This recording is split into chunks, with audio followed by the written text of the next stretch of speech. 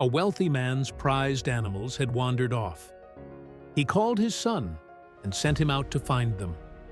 Day after day, they searched the hills. They crossed through region after region, but found nothing. The tall young man was ready to give up and go home. He did not want his father to worry about him too. But the servant had an idea. There was a man of God in the nearby town. Perhaps he could show them the way. As they climbed toward the town, they met some women drawing water. The women pointed them in the right direction.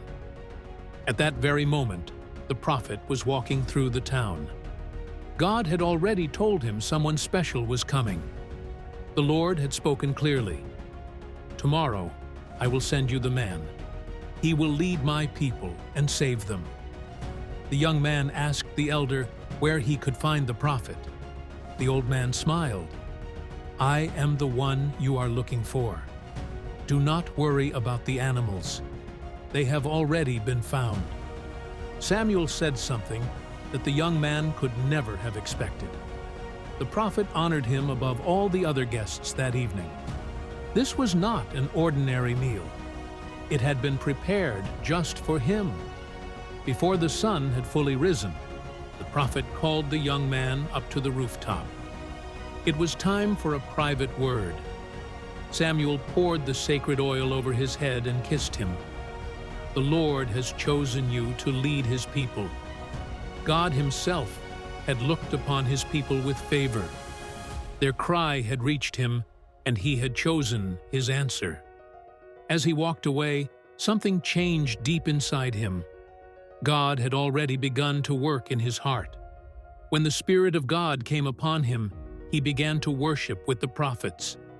The people who saw it could not believe their eyes.